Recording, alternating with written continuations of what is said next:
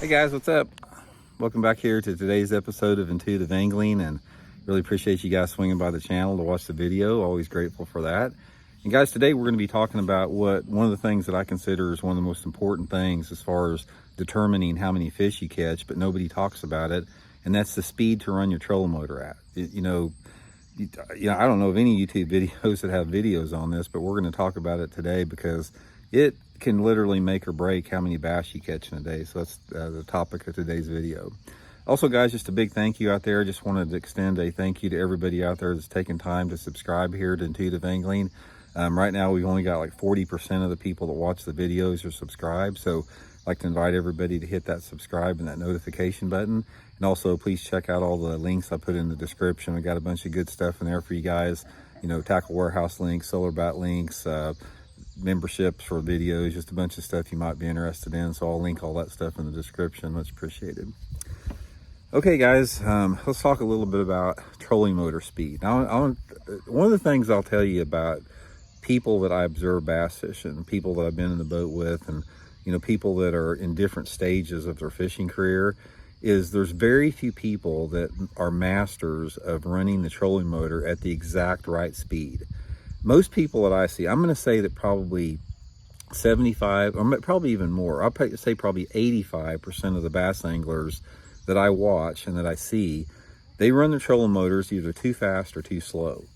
And when you're thinking about that, or when you're trying to decide the speed to run your trolling motor at, there's a ton of different variables to that. You've got the wind, you've got the current, you've got the type of cover that you're fishing.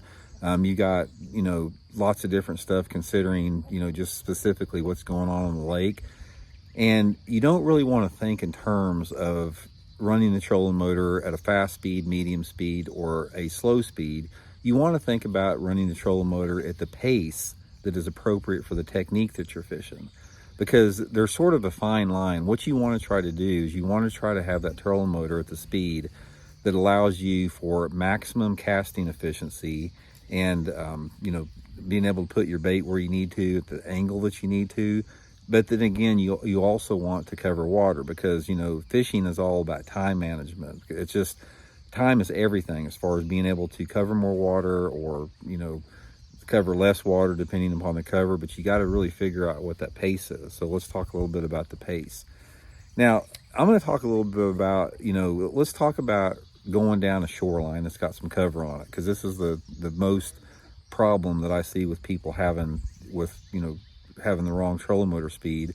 Is, let's just say, for example, you're working down a bank that's got a mix of cover on it. You got some boat docks, you got some lay down trees, you may have some rocky banks, just a mixed type of a cover that you're approaching there.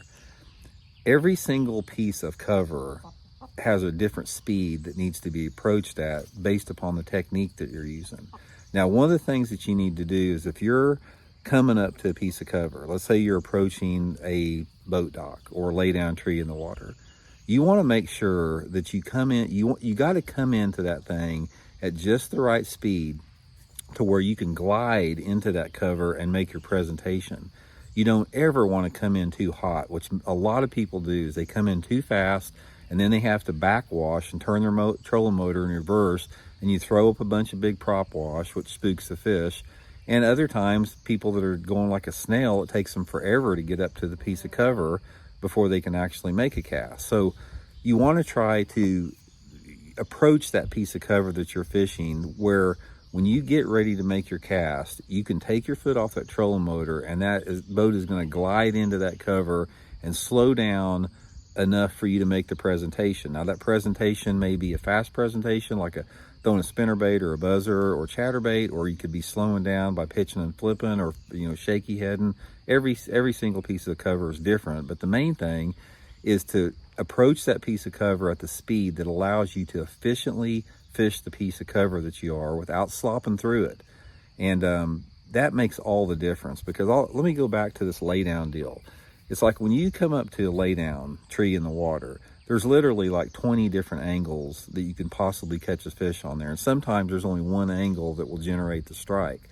So if you come into that piece of cover and if you don't approach it at the right speed, you're going to reduce your chances of catching a fish by 90% if you don't come in there right and position yourself in the right angle. So always take some time to practice this. And I always suggest guys going out in the boat one day without a fishing rod and practice approaching pieces of cover to where you can do it efficiently. Now, the thing that's going to determine that is the size of your boat, you know, because heavier boats are slower to slow, or fast, or they're harder to slow down. So you got to take that in consideration. You got to take the current speed. If there's any current coming through the water, that's a big factor. The wind speed and the wind direction is another big factor. Wind can be coming at different speeds from different angles, so you always have to take that into consideration.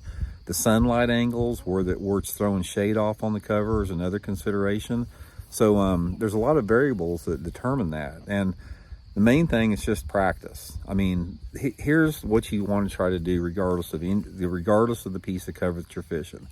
Just spend some time getting on that trolling motor and practicing that glide that I'm talking into, because what you want to do is you want to let off on that trolling motor regardless of the wind speed or the current speed or whatever, to where you glide into that piece of cover.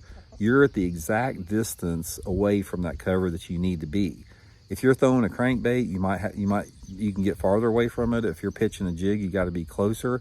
But practice rolling into there to where the boat glides, and by the time the boat is almost stopped, you are in perfect position to make that cast, because the stealthy approach like that is going to be a big deal. Now, other times you need to turn that dial up. You need to, you know, put that trolling motor on say for example, you're fishing down a giant stretch of riprap and you're fishing a crankbait fast, like you're burning a crankbait down a rocky bank.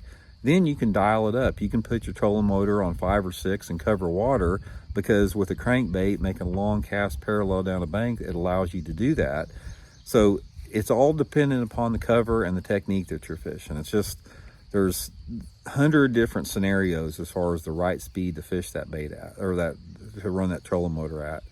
So anyway, guys, just a few tips and advice on there. Like I said, if you learn to master trolling motor operation, it's going to accelerate the number of fish you catch tremendously, a lot more than what people give it credit for. So hope it helps out. We'll see you guys.